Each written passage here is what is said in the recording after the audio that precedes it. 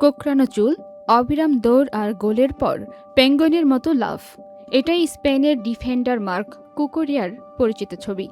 কিন্তু এই হাসির আড়ালে লুকিয়ে আছে একজন বাবার কঠিন সংগ্রামের গল্প।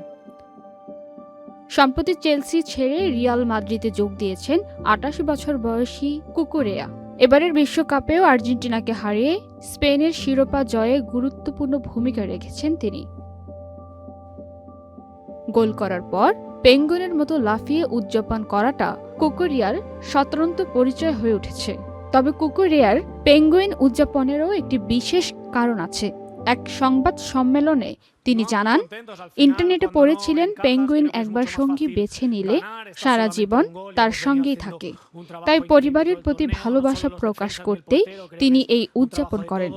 স্ত্রী ক্লোডিয়া রদ্রিগেজ এবং তাদের ৩ সন্তান মাতেও, রিও ও বেলাই তার জীবনের সবচেয়ে বড় শক্তি।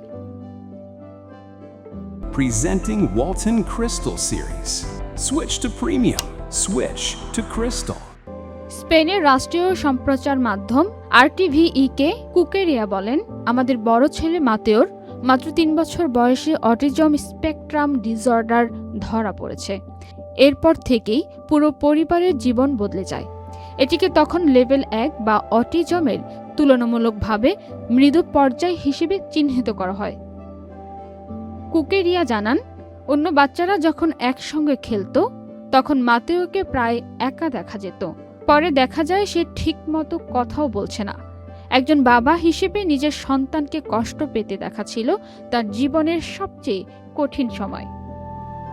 বোস্টন চিলড্রেন্স হাসপাতালের তথ্য অনুযায়ী এএসডি একটি স্নায়বিক বিকাশজনিত অবস্থা।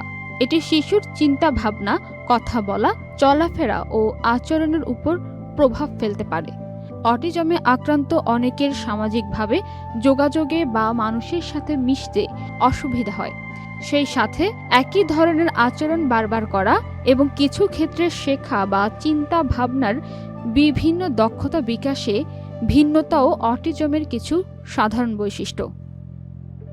কুকুরিয়ার স্ত্রী ক্লোডিয়াও জানান, শুরুতে স্কুল থেকেও তেমন সহযোগিতা পাননি তারা।